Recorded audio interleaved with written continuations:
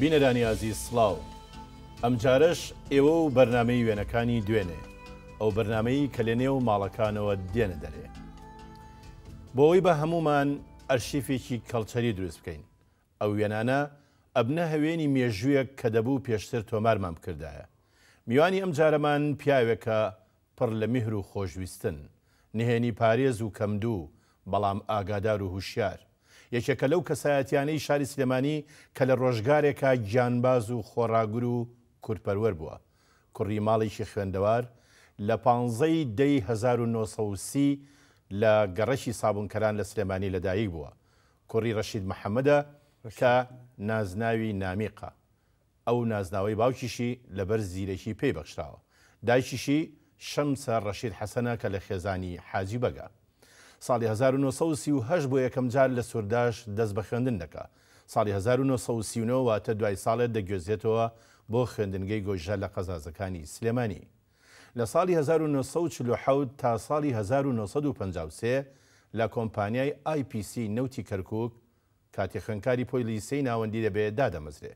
لە ساڵی 1949 لە بەندیخانەی ئەبوغرێب بۆ ماوەی 4 مانگ لەگەڵ خوالی خۆشبووان مامۆستا برایم ئەحمەد و مامۆستا ساڵح دیلان و کاکە ڕەوف معروف زیندانیەکرێ لە ساڵی 1950 ئامادەی کەرکووکی ئالی تەواوەکە هەر لە 21 چواری 1950 لەگەڵ خوالی خۆشببوو قەدریە محەممەدەمین خەفاف کە خەڵکی کەرکووکە هەوسەرگیری کردووە و بوونەتە خاوەنی سێ کۆر بەناوەکانی شوان سامان بەرزان و چوار کرد بەناوەکانی جوان لەنجە کوردە چنار لە ڕۆژی 1974 تا 1975 دەبێتە پێشمەرگە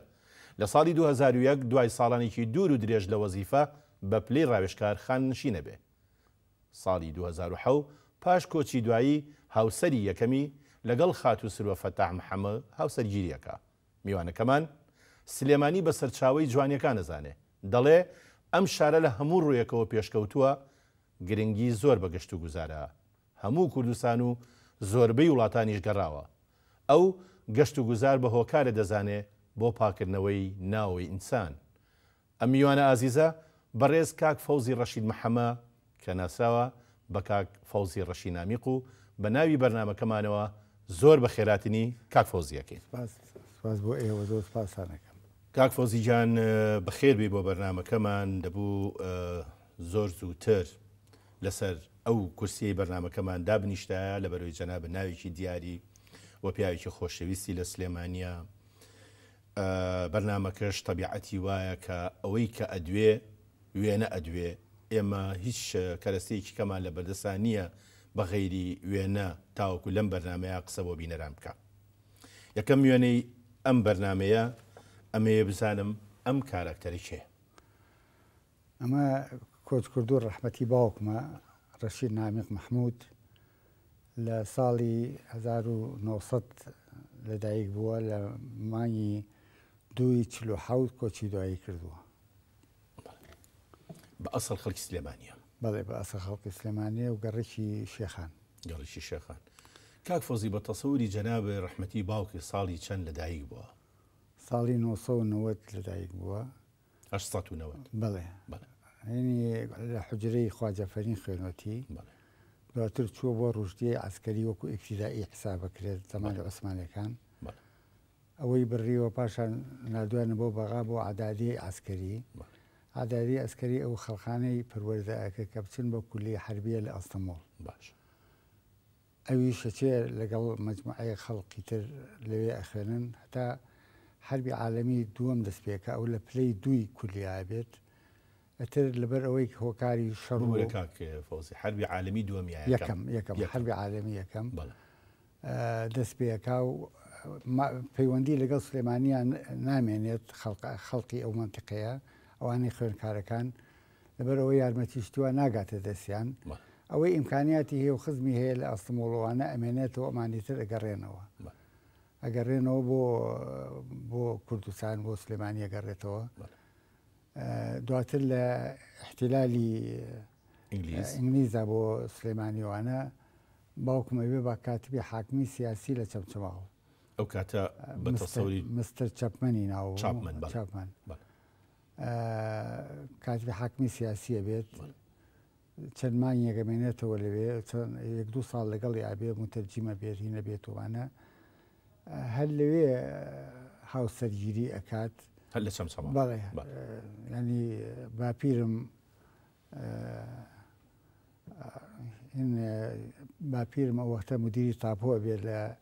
واتە باوکی دایکی باوکی دایکم مدیری تاپۆ بێت لەوێ و ئەویش کچێتی لەگەڵیا و هاوسەرگیریەکە لەگەڵیا و پاشان باوکم کە حکوومەتی عێراق تەشکیل بێ و تەشکیلاتی حکوومەتی عێراق بێ بە کاتبی ناحیەی بازیان ئەتر بەرەبەرە تقریبی ئەکسەری ناحیەکانی سلێمانی گەڕاوە لەوانە وارماوە ئەوەتە مرکزی ناحیەکەی لە فەقێج نەبووە دوایی لە خورماڵ و لە هەڵەبجە و وارماوە زەڕایانی ئێستاە زەڕایانی ئێستاە بەڵام خۆی مرکزی ناحیەکە ئێستا زەڕاینە لەوە پێش لە دیوی دەربەنی خان دەیەکەی پێڵە فەقێج دوایەوەیەتەوە بۆ سلێمانی هەتا ساڵی 1937 نەقلی سووداشە بێت بە کاتب ناحیە سووداش یەکێ لە سیفەتەکانی باوکمە بوو پیاوێکی زۆر بەتوانا و زیرەک وانە بووە دایمە کە چووە بۆ هەر ناحەیەک پاش ماوەیەک مدیر ناحیەکە نەقڵ بووە باوکم بوو بە وەکیلی مدیر ناحیە بەڵام لەبەر ئەوەی پلەی وەزیفەکەی موچەکەی مولائیم نەبووە 10 دینار بووە ئەبووە بە 12 ئەنجا ئەبێت بە مدیر ناحیە تەسبیح دەبێت ئەتر حرەکەی احتیلالی پشدەر دەست پێ کا ساڵی 1939 چونکە حکومەت نەبووە لە منتیقەی بنگرد و قەڵازێ و سەنگەسەر و ئەمانە حکومەت نەبووە تەشکیلاتی ئیداری دروست ئەکرێت ئاغاکانەکەن بە مدیر ناحیە یەکێکی وەکو باوکی شمەکەن بە کاتب ناحیە لەگەڵیا باوکم لە بنگرد دەبێت خدری حاجیاغا مدیر ناحیە بێت ئەو لە مەرگە دانیشتۆ باوکیشم لە بنگرد دانیشتۆ وەرەکەی لای بووە و ئەتر ماوەی بەسەرکەوتوی ئیشەکانی تەواوەتە شتە ڕسمیاتەکان لای خدراغا نەبووە لە لای بەڵێ ئەم مەسلەکی تریش بۆ شارەزا بەڵێ دوای ئەو تر وەکو پاداشێک نردویانە بۆ پێنجون چۆ بۆ پێنجون لە پێنجون ماوەی 2 ساڵ ماوەتەوە لەوێ بە مدیر ناحیە هەر بە کاتب ناحیە ڕەشی سسقی ڕەحمەتی ئەو مدیر ناحیە بوو دوای ئەوە ئەو نەقڵەبێ باوکم مێنێتەوە تاکو ساڵی 1940 وەکو وەکیلی مدیر ناحیە ئەتر بوومە لە زەوشتەکان دەست پێکات لەوێ باوکم ئێمانێنێتەوە بۆ سلێمانی لە سلێمانی ئەژین یعنی ئەو کاتێ جەنابیشتان هەر لە پێنجوێن بوو بەڵێ لە پێنجوێن تر حادیسەیە کە بێ مدیری ناحیە نوریبەجی ساحبخان مدیر ناحیە ماوەتە بێ لە ڕێگای بینی چوارتاوهین ئەکوژرێت لەلایەن عەشایر ڕۆمانەوە باوکم هەڵە بژێرێ ئەڵێ لە پێنجوونەوە نەقڵ دەکەین بۆ ئەوێ و تۆ لێ هاتووی تۆ توانی وەزعکە فعلەن لەوێ ئەمێنێتەوە هەتا ساڵی 42 ئەوانە لەوێ بێت تر مدیر ناحیەکی تورکمان لەنێرن ئەبێ بە مدیر ناحیە باوکم تداوایە کات ئەڵێ نەقڵ بکەن بۆ جێگایە کە مناڵەکانم پێگەیشتونەوەوانە پێ ئەڵێن نێرین بۆ قەڵازێ دوای ئەوە تێنینەوە سلێمانی ئەتر ئەبێ بە کاتب تەحریری یەکەم لە قەڵازێ قایمقام فازە تاڵەبانی هێنەبێت شێخ فازە تاڵەبانی قایمقامە بێت ماوەیەک لەوێ ئەمێنێت تر تەشکیلاتی ئینحیساری تووتنەکەن دایرەیەکی دروستەکەن بۆ وەرگرتنی تووتن و فەحسوەوانە و ئەتر قاراغای حاجی مەلا محەدین و عیزەدین یوسف و ئەمانە پیاوێک گەورە بۆ وەختی خۆی مدیری عامی ئینحیسار بووە هاتوون بۆ قەڵازێ گەڕاون بە هێنەکان مۆزەف بدۆزنەوە و تەکلیف لە باوکمەوە بوون ئەبێ بە ملاحزی ئینحیساری تووتنی ڕانیە لەوێ ئەمێنێتەوە هەتاکو حادیسەیە کە بێت مەغزنی تووتنەکەی ئەوێ ئەسووتێت ئەتر باوکم نەقلەکەن بۆ هین بۆ بەغا وەکو مدەقیق ئینحیسار ساڵێکی لە بەغا بینێمە ئەمانە هەمووی ئێوەشی لەگەڵا جەناب تو دوای ئەوە تر باوکم محاولەیەوە کاکەوە بێتەوە کوردستان دەرەجە نابێت بۆ ئینحیسار ئەینێرن بۆ دوهۆک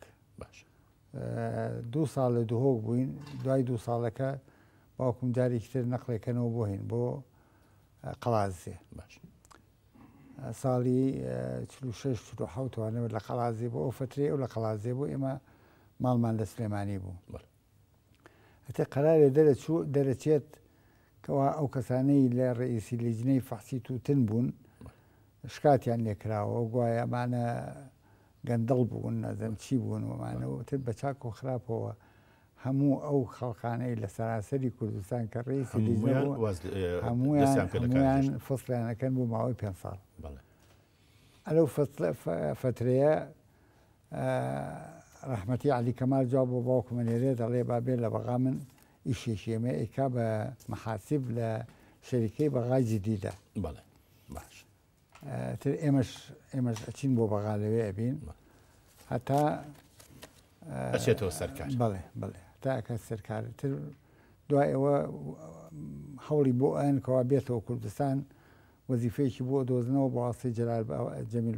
جەلال بابان و ئەوانەوە کەن بە کاتبی مەحکەمە لە هین لە کەرکووک هەتا ساڵی 52 ئەتر باوکم مدەکەی تەواو بێ فەسڵەکە ئەبێ بە محاسبی خەزینەی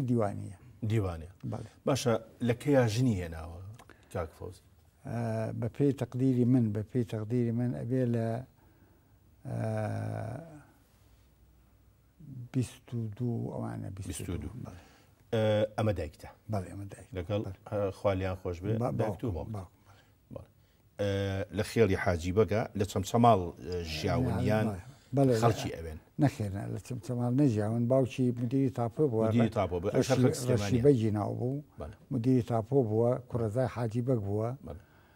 ئەوەتا ئەو لە خەڵکە ناسراوە کوڕەزای حاجی بەگ بووە بەڵێ کوڕەزای حاجی بەگ بووە ئەتر ئەویش مدیری تاپۆ بووە ئەویش کاتبی حاکمی سیاسی بووە ئەو حاجی بەگە با بڵێن ئەو کاراکتەرە ئەو ناوە ناویشی ئەوەندە مەشهور بووە مەسەلەن کچی مناڵیشی بە ناوی ئەوە باس بکرێ ئەمانە لەنەوەی سلسلەی سێی بابانەکانن لە بابانەکانن ئەمە وەختی خۆی لە میرەدێەوە هەمویان هاتوون لە میرەدێ بازیشیان بابانەکانە ئەو بنەماڵی حاجی بەگ پێڵێن خدربەجی پێڵێ خدربەجی حاجی بەگی شێلوانە بێتە سلێمانی مڵکێکی زۆر ئەکڕێت ئەتر هەر لە پشتی مەڵکەنیەوە تا سەرکارێز و مڵکانە هەموو هی ئەوە بێت بەڵێ حتا کارێزی حاجی بەگ پیری دایکێ بڵێ کارێزی حاجی بەگ بە ناوی بە ئەو کارێزە بە ناوی ئەوە کارێزی حاجی بەگ ئەم وێنەیە ئەگەر وەصفێکی ئەم وێنەمان بۆ بکەی ئەمە دایک و باوکتن ئەو ئەمانەی کوێن کێن و شوێنەکەش کوێ بەڵێ ئەتوانی هەر لەم بەری شۆ تەماشا بڵێ ئەوەی یەکەم بەدەستە چەپا باوکمە ئەمە بەڵێ باوکتە ئەوی تەلیشتی پورمە خوشکی دایکم ناوی فەیمەخانە طبعاً ئەویش نەماوە ئەوی تە دایکمە دانیشتووە ئەوی تەنیشتێەوە خوشکە گەورەکەمە ئافتاو ئەویش نەماوە ئەو ماوە خانن شینە مامۆستا ئەوەیان منم ئەوی تر خوشیەکەم هەیە کە لاوێژی ناوە ئەوە لە کۆشی دایکمان کاک فۆزی ئێوە بە کۆی گشتی لە دایک و باوکی چەند مناڵ بوون ئێمە سێ خوشک و دوو کوڕ بووین تەبەن ئەو برا بچووکەکەم کۆچی دوایی کرد بە گەنجی لە حادیسەی ئۆتۆمبیلە لە عەدالەی زەراعی بەکرەجۆ بوو ساڵی چەند ساڵی 47 ئێستا لە کۆی گشتی تەنیا جەنابە ماوی لەگەڵ ئەم خوشکە یان ئەمیش ماوە هەمومان ماوی خۆم و هەرسێ خوشکەکەم ماوە ئەوان ماوە تەمەنیان درێژ بێ ئێستاش لە سلێمانین ئەوان نەخێر هەرسێکیان ئەوسیان هەرسێکیان لە کەرکۆ لە هەولێرن بە وەختیبارەی باوکم ماوەیەکی دوور و درێژ لە هەولێر بووە کاتە ئەوانیشتر پێگەیشتون و پێگەیشتۆ زیاتر بە خزمی خۆمان شویان کردووە بەڵام لەوێ مامۆستا بوون و من بەهۆی ئەوەی کەوا بڵین باوکیش تەلەبەی ڕژدیە بووە و دوایی چۆتە با بڵین بەغدا و لەوێش هەر خوێندنی خوێندووە چۆتە ئەستەمبوڵ خوێنەواری کەشێکی با بڵین ئارام بووە لە ماڵی ئێوە هەمیشە سەقافەت و ئەوانە لە ماڵی ئێوە بە حکمی وەزیفەکە ئەمە هۆی ئەوەیە کە خوشکەکانیشە خوێنەوارن بڵێ لەو ڕۆ بیرکردنەوەی جەنابی ڕەشیەفەنی چی بوو بۆ باوکم زۆر ئیحتیمامی بە مەکتەبی ئێمە هات بیرمێت زۆر جار هاتوچۆی مەکتەبیە کرد لەگەڵ مامۆستاکانە قسەیە کرد زۆر تەجیعە کردم لە ماڵەوە لێ پرسیمەوانێ دەرس و مەرسەکانی لێ پرسیمەوە ینی متابعەیە کردم هەتا بڵێن تا متەوەستە ئاگای لێم بۆ تە لە متەوەستەوە من خۆم پێگەیانەوە وەکو ئۆسامی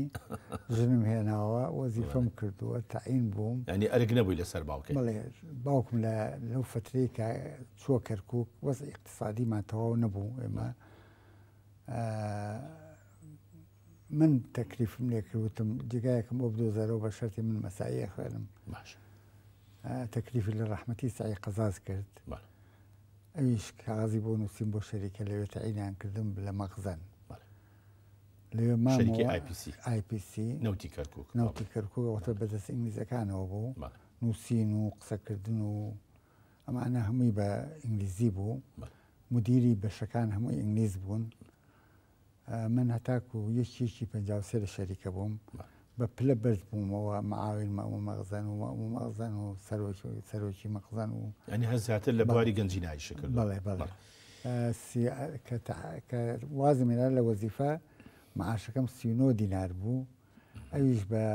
ئیعازی باوکم واسی هێناوتی شەریکە مستەقبەلی نییە یعنی با بڵێن لە خزمەت حساب نەبوو بە خزمەت هیچ حساب نەبوو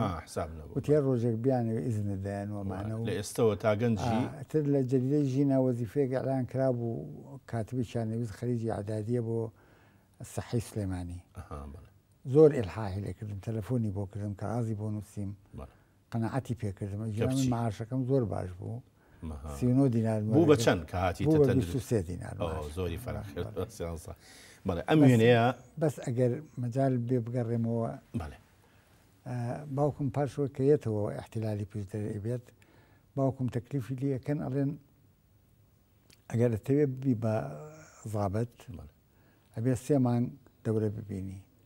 لەم کەمپی ئەرمەنی ئاسوورەکان کە مەشهور بوو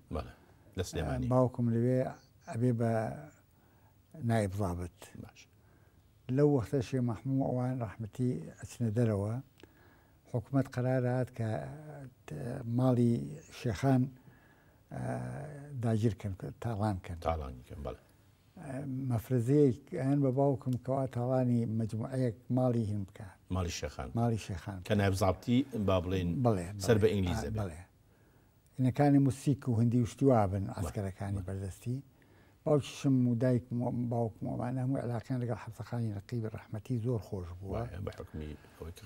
خەڵکی ئەو گەڕەکە و بێتگەلەوە پارەی یارمەتی بۆ باوکم کەڕەوانە کراو لە ڕێگا حەفزەخانەوە ناردوێنە بۆ ئەستەمڵ بووی کە تەلەبە بووە کاتە تەلەبە گەیشتوتە پۆلی چەند گەڕاوەتەوە پۆلی 2 سنفێکی ماوە یەک سنفی ماوە گەڕا لەبەر نەبوونی و نەداری لەبەر نەبوونی و نەداری وتر نەگەیشتنی باربۆی ماڵەوە تر کە تەکلیفی لەکەن باوکم ێت بە دایکم ئەڵێت باوکی نەماوە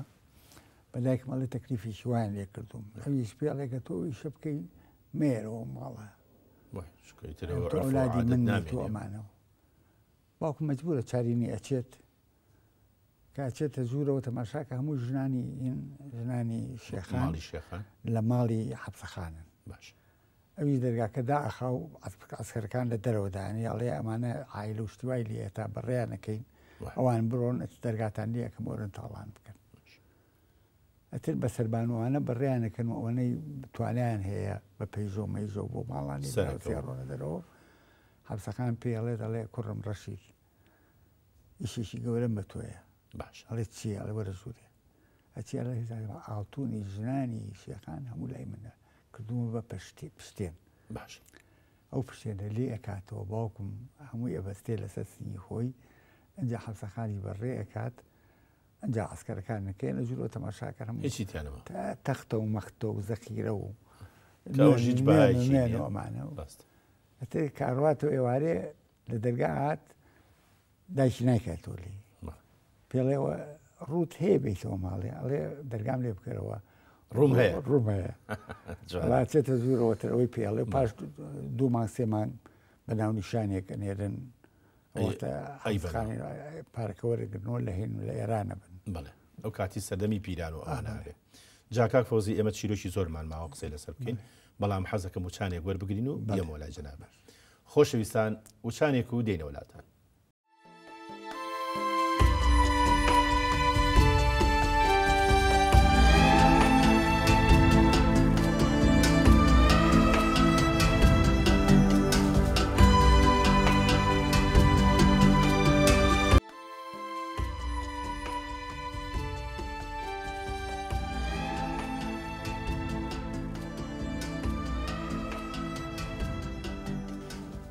کاک فۆزی پێش ئەوەی کە وچان وەربگرین ئەم وێنەیەماندانە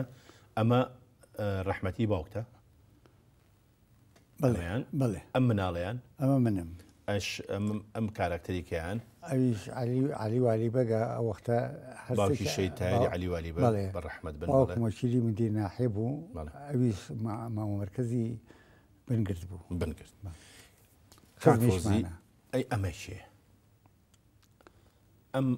ئەم بە ڕێزیان باوکتە ئەمە من لە باوکم پرسی و ئەناوی و هەبێفەنی بووە بەڵام وە لە جلی کوردی لەبەر کردووە ناوی وای بێفەنی کاتبی قایم قامێتی مرکزی سلێمانی بوو هی سلێمانی بەڵێ دیارە ئەوانەی کە هاو پیشەش بوون پەیوەندی و دۆستایەتیان لە بینی یەکتریا هەبووە ئیتر ئالێرەوە وێنەی تر هەیە هەر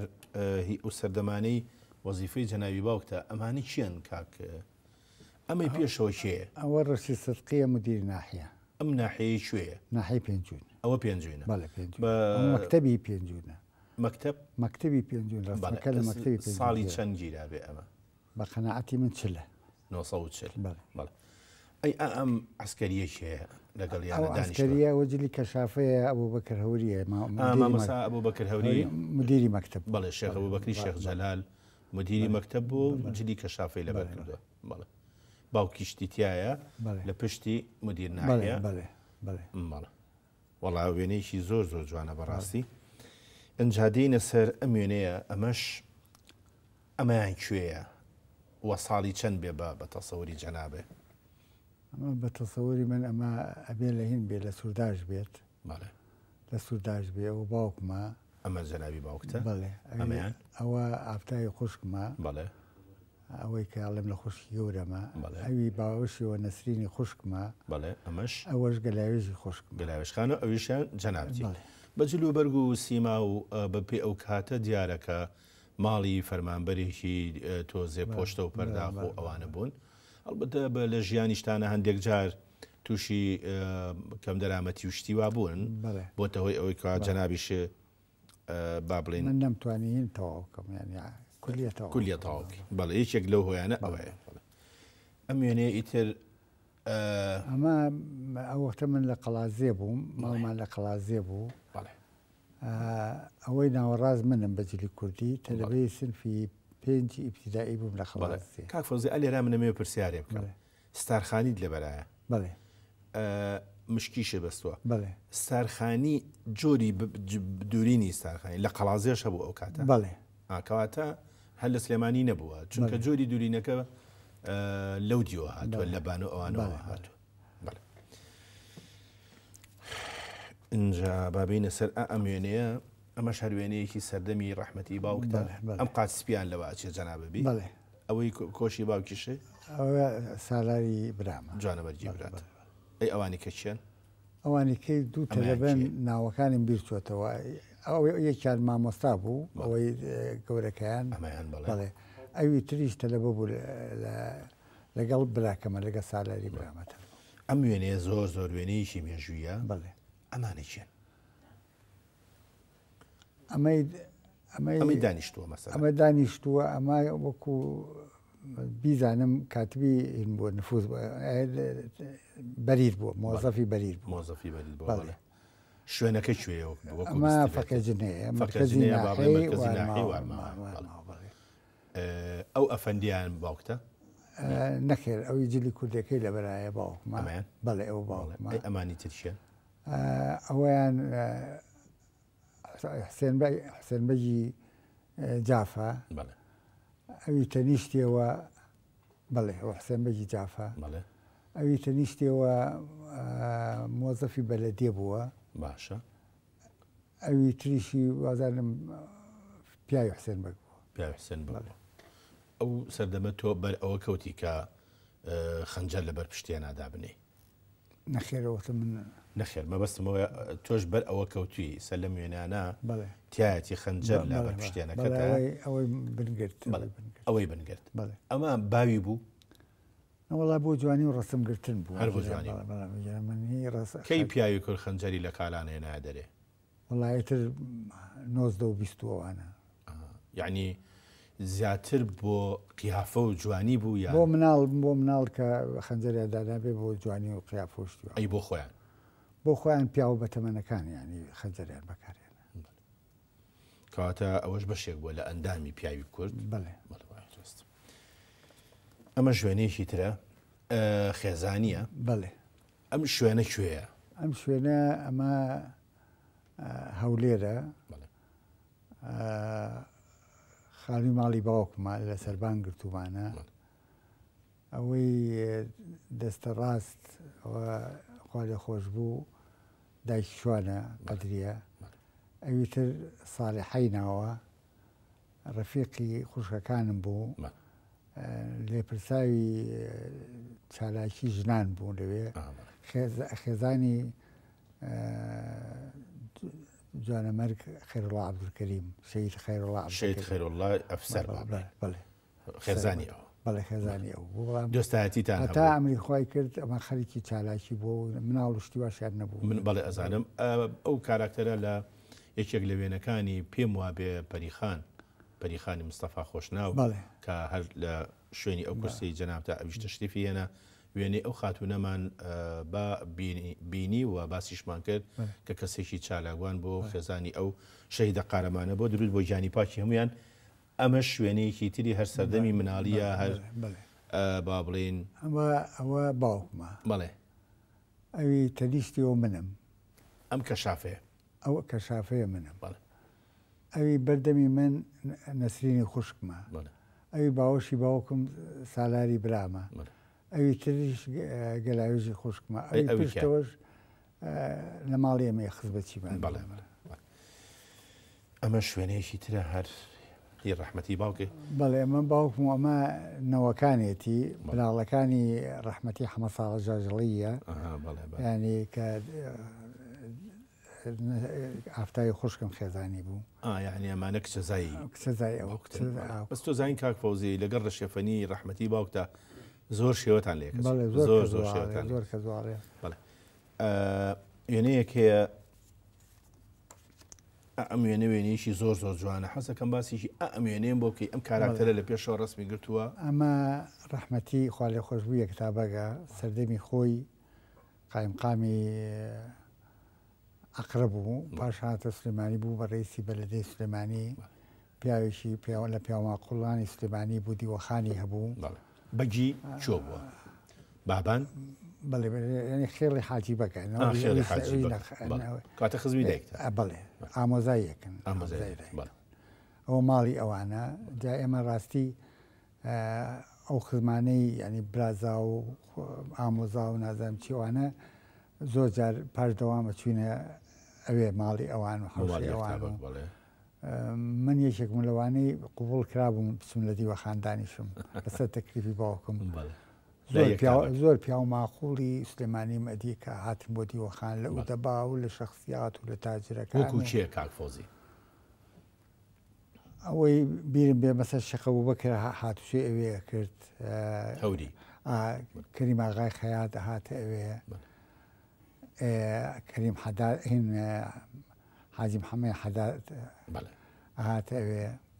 خۆشی پیاوێکی خۆش قسە خۆش لە قسە خۆش بوو ئەوانە پیاوێکی زۆر بەغیرەت و زۆر تونیش بوو زۆر تون بوو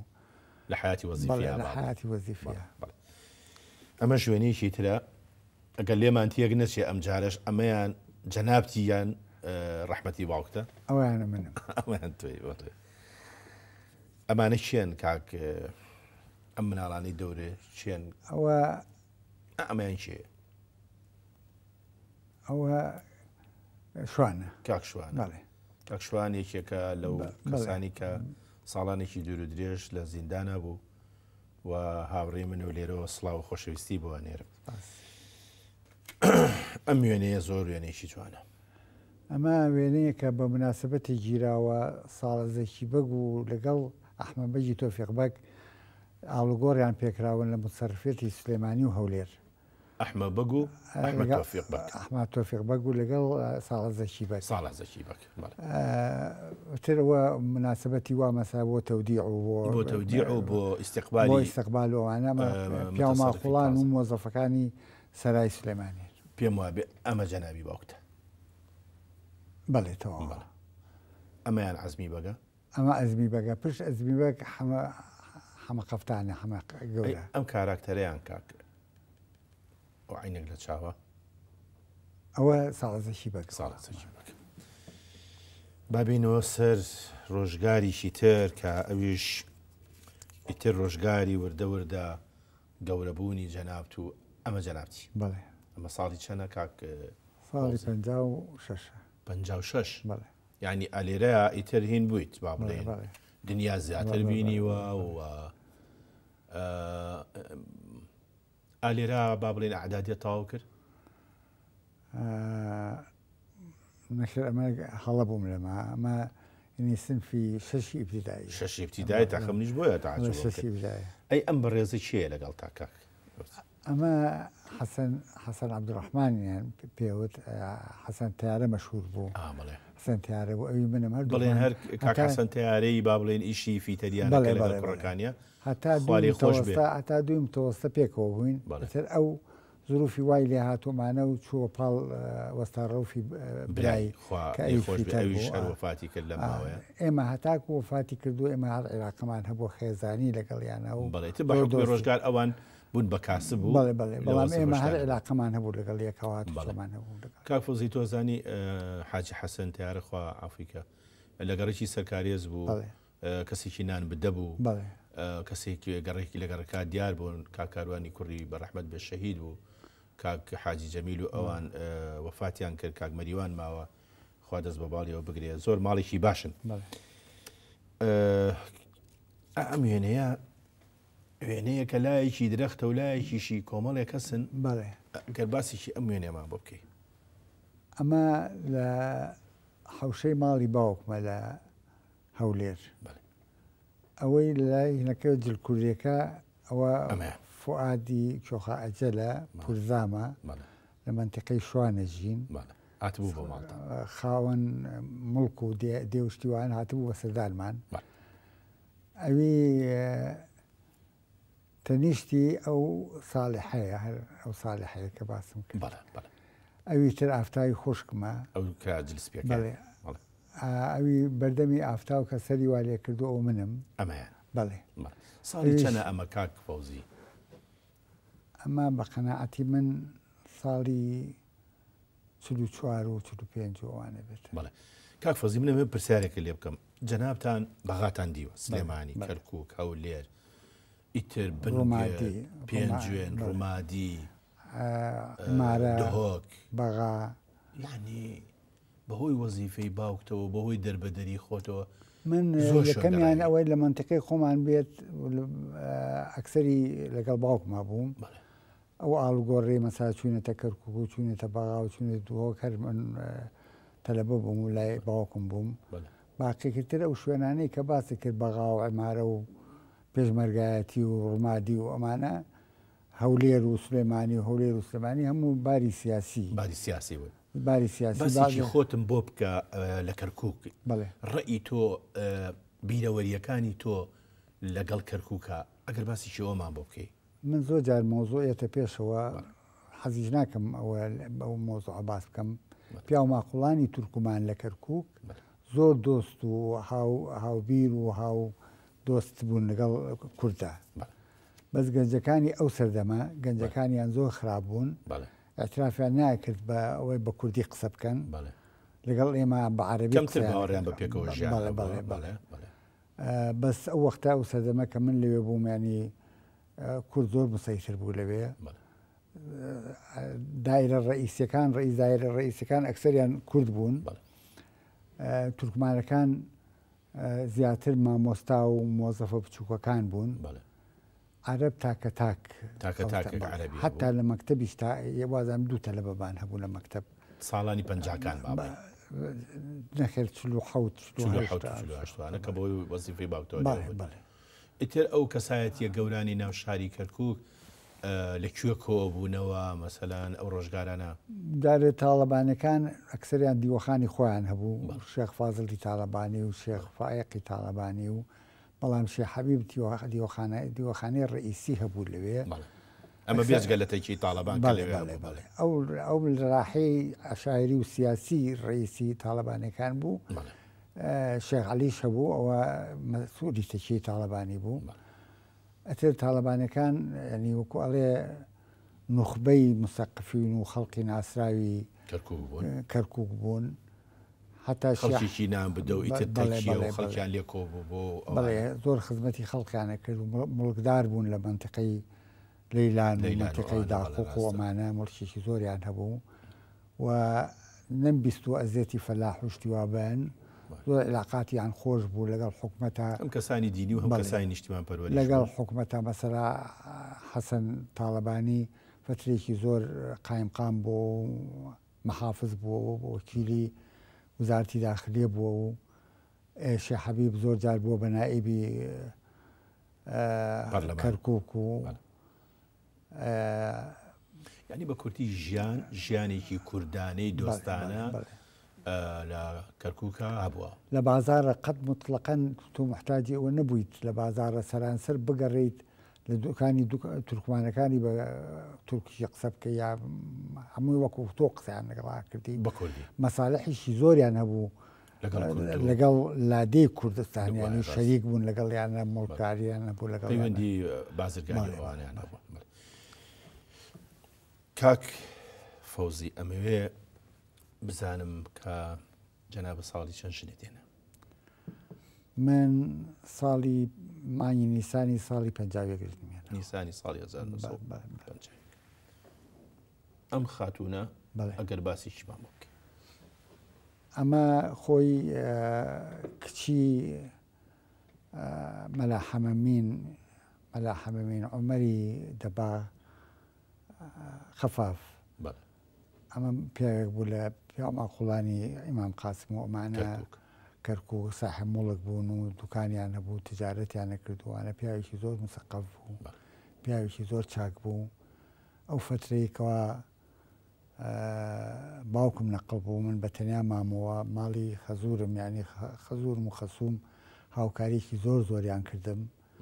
ماڵیان بۆ پێکهێنام و شتیان بۆ کردم و هاوکاریان وەکو کوڕێکی خۆی بەڵێ وەکو کوڕێکی خۆیان ئێستا کوڕێکیان ماوە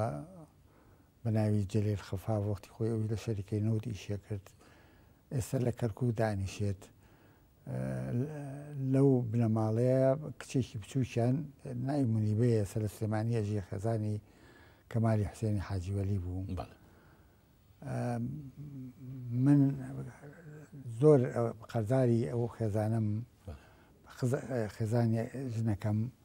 چونکە زۆر دەردی سەری بەهۆی منەوە دیوە زۆر چەرمەسەری ئاوارەیی دەستکورتی پێشمەرگایەتی دەربەدەری لە هەموو ناخۆشێک لەگەڵ ما بووە هەتا ساڵی 2004 مانگی نیسان حوتی نیسانی 2004 بە نەخۆشی لە سلێمانی کۆچی دوایی کاتە ئەمەش هەرچەنە پێم خۆش نییە زۆر یادگارێ بیر خەمەوە بەڵام تۆ خۆت بە قەرزاری ئەزانی لەبەرەوە لەم بەرنامەیە حەزەکەم ناوێکی دیار بێ بەڕاستی قەدریە خان بەڵێ ئەمە بیدایەتی زەواجمان بوو ڕسمێکمان گرتووە من ئەو وەختە تەلەبەی سفی 5 عەدادی بووم بەڵێ ئەو کاتە ئەمە لە کەرکووک گیراوە لە کەرکووک گیراوە ئیتر ئەمەش شوێنەیەکی ترە ینی دوای ئەوەی کە مناڵەکەوێتە بینەوە ئەمە شار کەرکووکە یان سلێمانیە ئەمە سلێمانیە ئەوە خوا لێ خۆش بە قەدریە خانە بەڵێ ئەوە شوانە کوردە و لەگەڵ چنارە چنارخان و کوردەخان کاک فەوزی ئەمە ساڵی چەنە ئەم وێنێ ئەم وێنەیە بە قەناعەتی من 76 نییە بە 76 دیارە هەر بە جۆری ڕسمگرتنەکەیە ئەمە ژوێنەیەکی تری بەڕەحمەت بێ بەڵێ قەدری خانەوە خوا لێ خۆش بێ. کاک فەوزی من ئەمێ هەندێک وێنە هەیە تاک تاک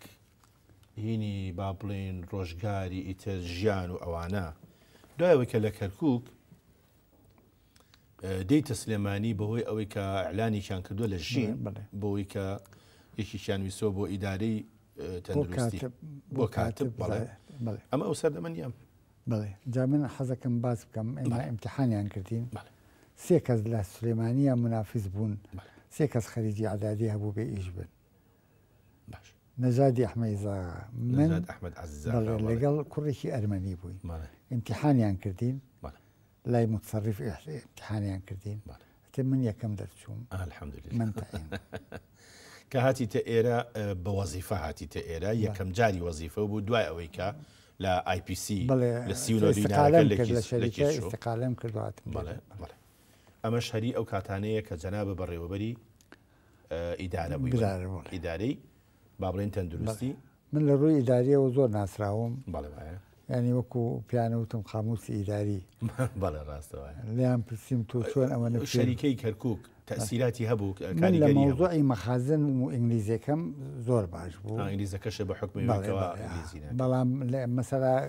لە وەزیفا لەسەر مەخزن و ئەوانە کەس دی نابرتمەوە یعنی ناتوانێت من تەنزیمی مەخزنەکانم سارێک کە یەکەم کاک فەوزی دوور لە ئیدارە و دوور لە سیاست و دوور لە هەموو شتێک لەگەڵ تاوڵا چۆنی حەز لە تاوڵاکەی بەڵێ زۆر حەزی لێ یەکەم زۆر کەسیش دۆڕاون بەدەستمەوە و فرسەتیش بە خەڵقان بەعزیزار پێ دۆڕێنم بۆ فرسەتیان ئەیتێ یاریکی خۆشە زیاتر با بڵێن خەڵکی ڕۆژهەڵات حەزیان لەو یاریانەیە. کاک فەوزی منەمەوێ چەند وێنەیەک هەیە کەی سەدام حسێنت بینی لەگەڵی وەستای من لە شۆ لە هیچ شوێنە لەگەڵ سەدام بە پێوە نەخێنم دیوە ئەم وێنەیە ئاڵێت چی ئەمە جەنابنی لەگەڵ سەدام حسێن ئەوە هینی مەتحەفی شەمع لە لەندەن باشە چوومە ئەوێتر ئەو شخصیاتە گەورانە چوم ڕسم لەگەڵ ئاگرتنەوەڵانە سەدامە وازم یاسر عەرەفات ینی کاک فەوزی لەم وێنەیە هەستەکەی کە ئەو پەیکەرە مۆمیەش هەر جێگەی ئەوەیە کە پیاوتی ڕابمێنێ وەنیە ئەمەنی دەردەسەریمان چەشتووە بەدەستیەوە لەوێشە ئەمە ژوێنەیەکی تری هەر دیکتاتۆرێک لەگەڵ چەرچڵ دیارە هەریەی ئەو سەردەمەیە بەڵێ اینجا نوێنە زۆرن بەڵام ڕێگام بەی ئەگەر بتوانین وچانێکی تر وەربگرین خۆشەویستانم وچانێکی تر و دێنەوە خزمەتتان.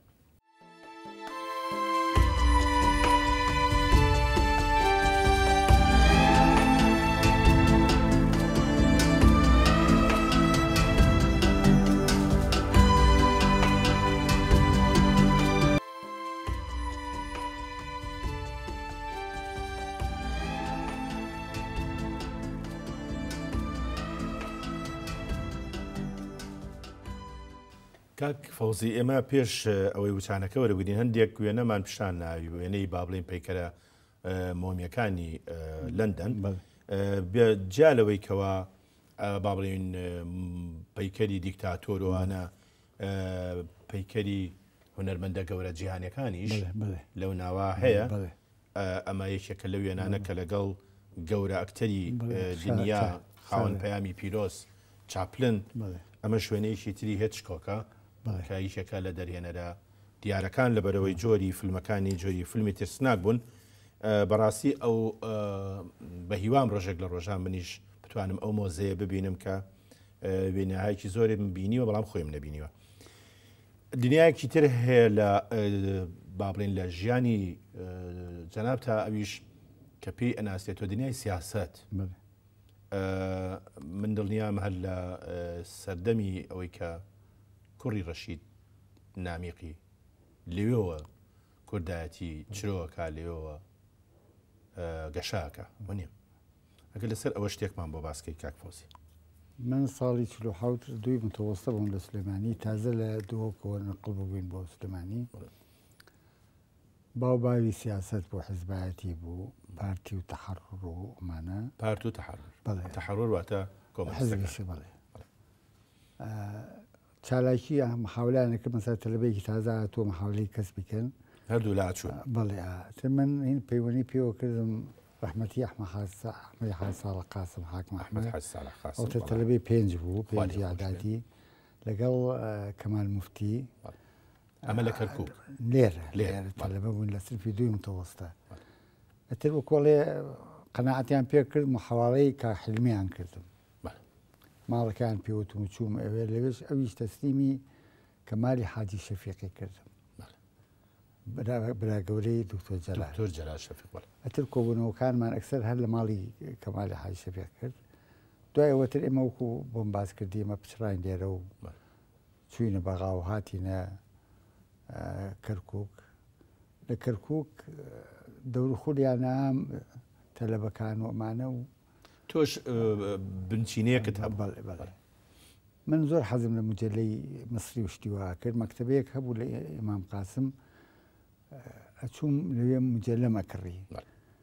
یەک دوو جا کڕیم هێنام ماڵەوە تەماشاکەم ئەمە مجللەی کۆنن ئەتە چوومە لای کابرا خوا ئەفریکا ڕەحمەتی حەمید باتاسی بەڵێ حەمید باتاسی ئەو بوو چی کاکە ئەمە بۆیە تویان نردووە لە ئێرە تۆ بێ ئیشمان لەگەڵا بکەیت بۆ ئەوان هەردوو وەرحاصڵ تێکەڵاو بووم وەڵدا بە فەردی هەر هاتوچی ئەومە کرد پاشان ڕەحمەتی ڕەومعارف نەفیان کرد بوو مزەمیلی مەعارف بوو نەفیان کرد بوو بۆ کەرکووک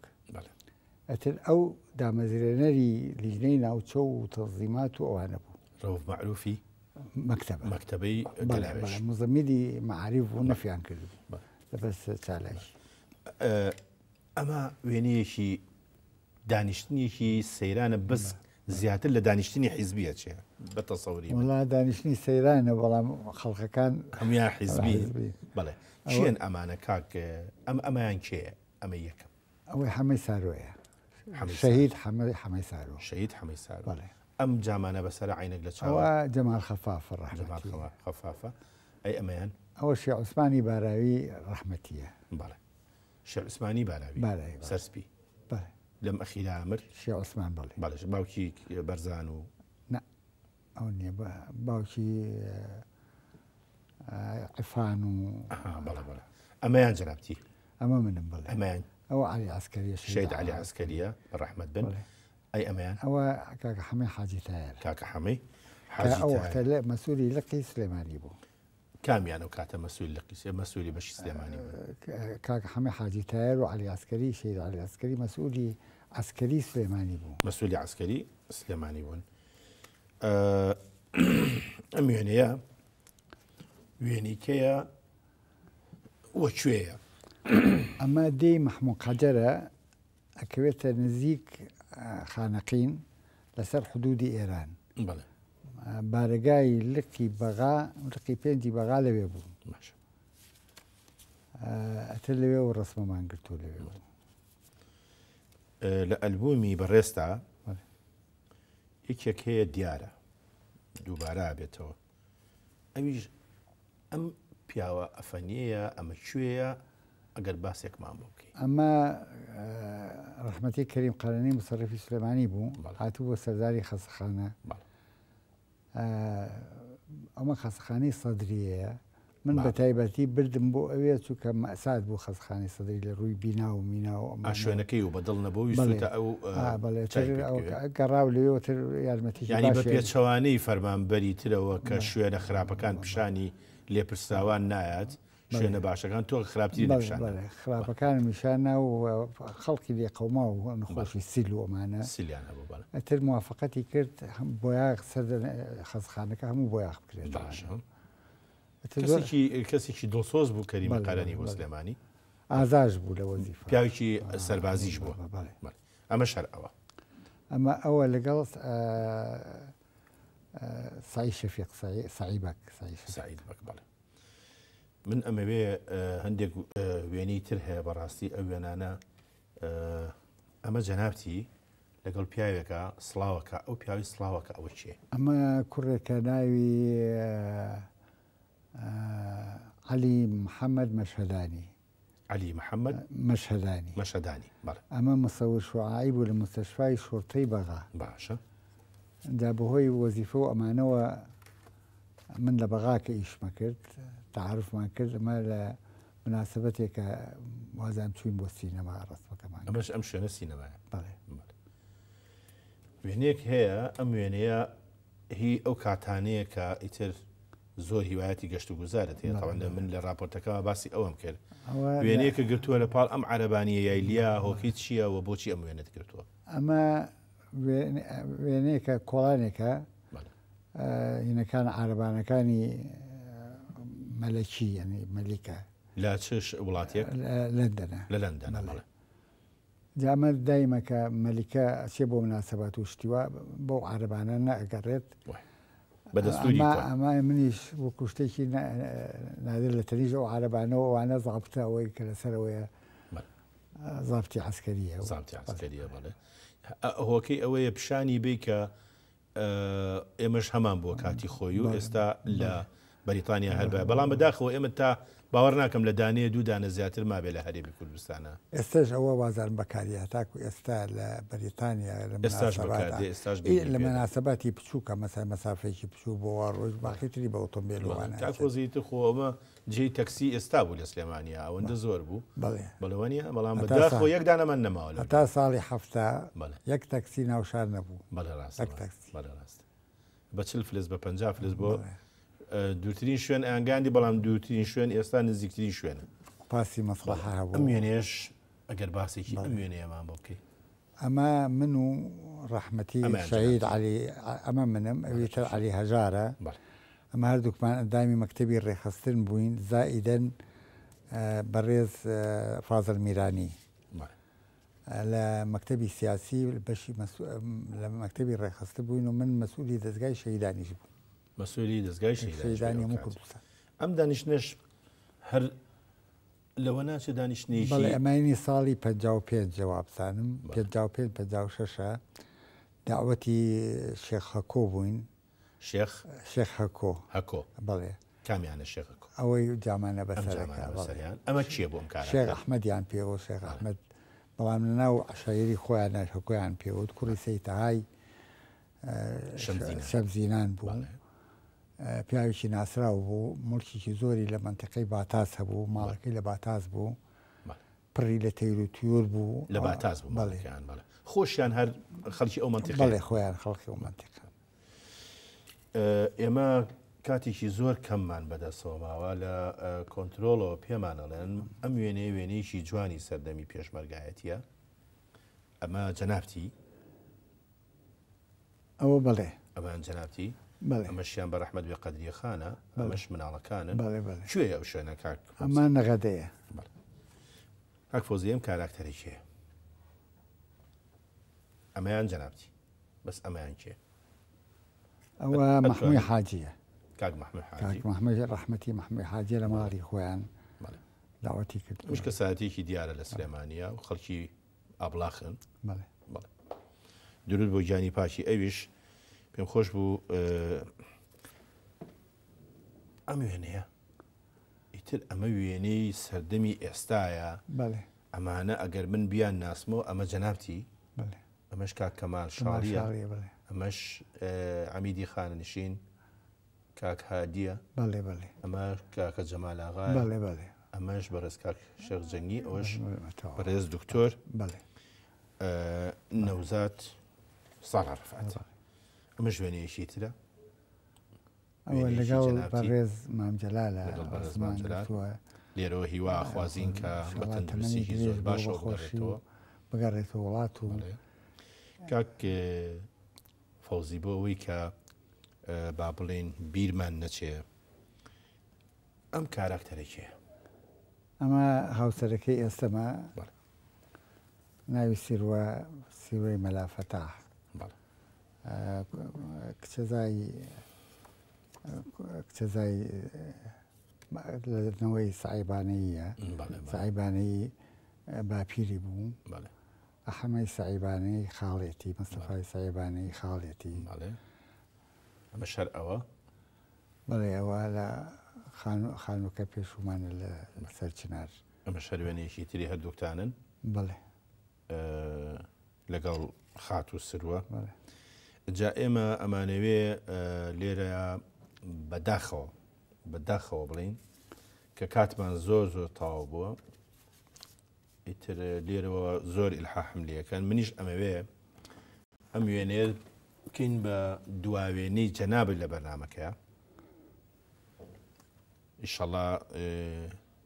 تەمەەن درێژبی دواوێنت نابێت لە دەرەوەی بەرنامەکە، بەڵام ئێمە لێرە ئەم وێنەیە بەس کاک فەوزی ئەماکەین بە دواوێنە. ئەم چییە ئەم کچە حیارە؟ ئەمە نەوەی نەوەمە، نەوەی نەوەتە هەنی ناوە هەنی کچی باوەڕە، باوەڕیش کوڕی شوانە، شوانی کوڕی منە. خوانێ بڕکاتە تۆ باوکی باپیری هەنیت، باوکی باپیری بەداری هەزاری شەبی. ئێمە ماندوومان کردی کاک فەوزی ژیان بە بەرنمەیەک و دوان و مسیان ئێمە ناتوانین گزارش لە مێژوویەکی پڕشکۆی جەنابە بکەین.